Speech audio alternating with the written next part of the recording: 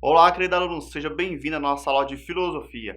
Eu sou o professor Fábio e hoje vamos trabalhar uma das correntes da filosofia que tem de grande importância para a humanidade até a data atualmente, tá bom? Que é o humanismo. Nas aulas passadas nós trabalhamos já 6 tópicos, que começamos com os sofistas, período medieval, moderno, trabalhamos sobre o movimento patrística, a escolástica e a última aula foi sobre o renascimento. E hoje é a aula do humanismo, que foi um próprio movimento dentro da corrente do renascimento. Tá, hoje trabalharemos a origem do humanismo, as características próprias desse movimento e os principais pensadores desse grande movimento. Então, o humanismo, as características dele estão intimamente relacionadas com a época em que foram desenvolvidas, ou seja, a partir do século XV ali que se deu origem ao Renascimento, por exemplo, né? Então o Renascimento foi um grande percurso na história da filosofia e da humanidade, onde os seres humanos ali, o próprio homem estava questionando as leis da divindade, as leis da própria igreja, como o homem se percorria, se movimentava dentro da própria sociedade. Então, o movimento humanista já é uma própria característica dentro do próprio renascimento. Ou seja, o renascimento é o homem renascer para si, renascer para a sociedade, renascer como consciência de si.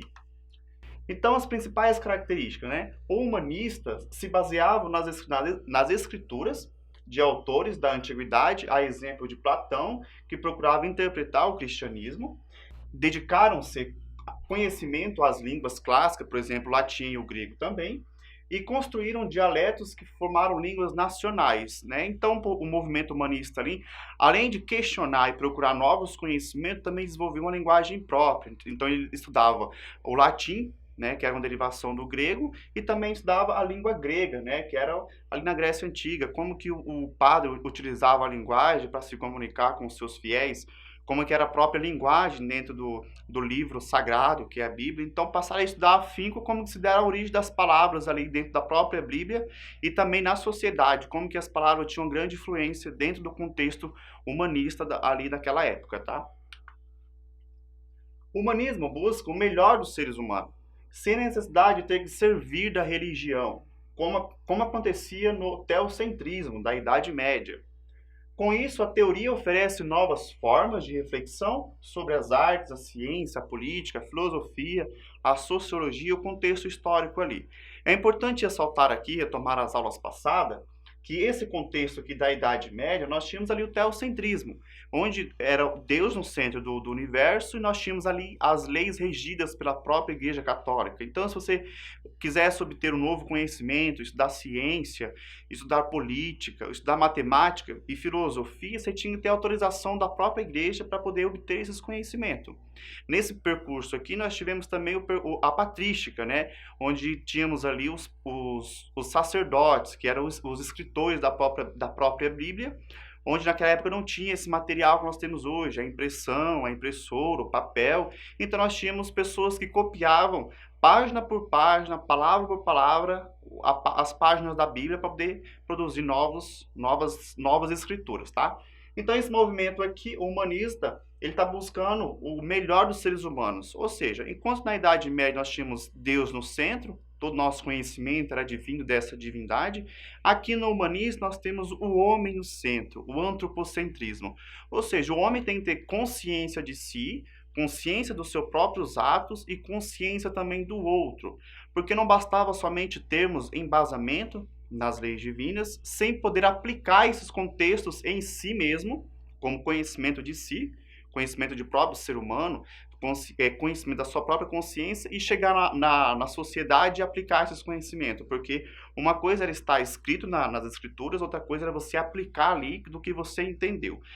No entanto, nós temos outras correntes também de religião com interpretações diferentes. Então foi a partir desse momento aqui que surgiram novas religiões, novas formas de interpretar a Bíblia, e assim por diante, porque o homem passou a ter consciência de si, consciência de que o conhecimento não era somente baseado nas escrituras sagradas. Então, o homem não precisava mais da autorização da igreja para poder estudar ciência, matemática, filosofia, sociologia, artes, que foi um grande movimento do humanista também, a partir desse percurso aqui. Por conta disso, para alguns estudiosos, o Renascimento representa uma forma cultural, científica e literária, uma vez que ele provocou rupturas no padrão cultural e intelectual vigente na Idade Média. Então, enquanto na Idade Média nós tínhamos ali uma proibição enquanto à produção de novas obras literárias, artísticas, obras filosóficas, então o homem passou a ter uma consciência, uma crítica maior sobre essas leis que governavam a sociedade, e a partir desse questionamento houve a ruptura, então, entre a Idade Média e o Renascimento, que é na modernidade. Então, quando a modernidade passa a ter uma presença maior na sociedade, então o homem ele está rompendo todo esse paradigma, todo esse dogma que a igreja estabelecia na sociedade.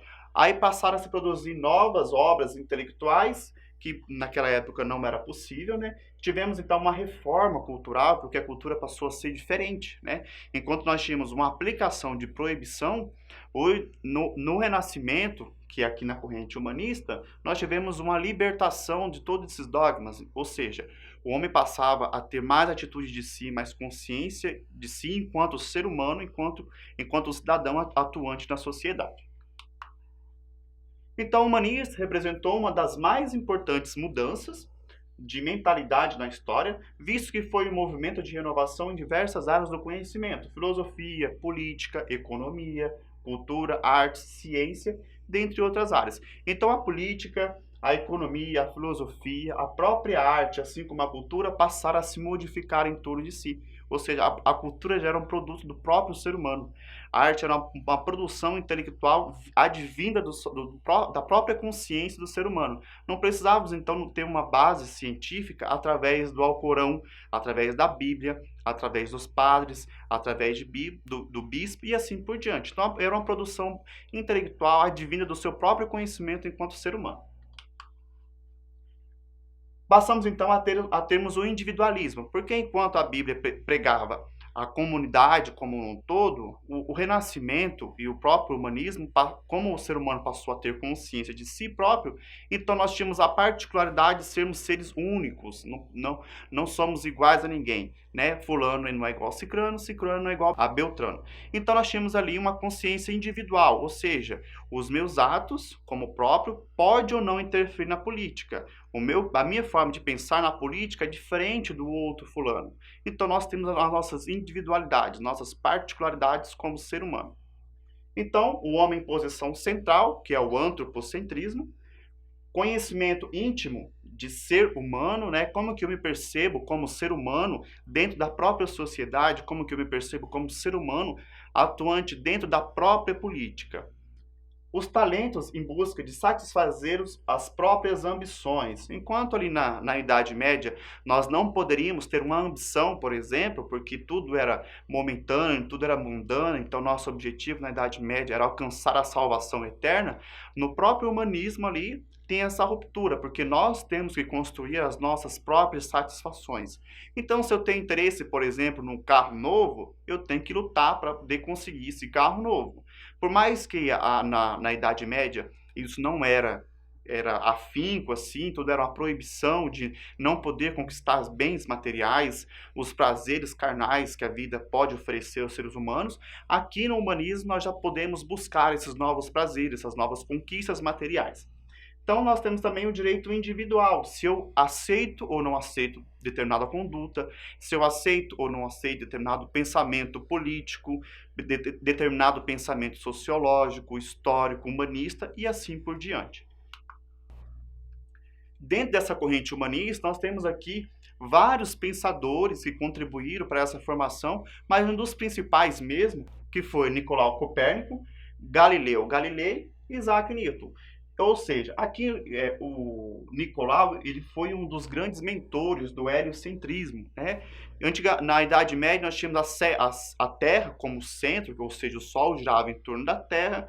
Aqui no heliocentrismo essa posição muda, porque foi ele quem descobriu que na verdade não era a Terra quem era no centro do universo, era o Sol, então todos os planetas giravam em torno do Sol.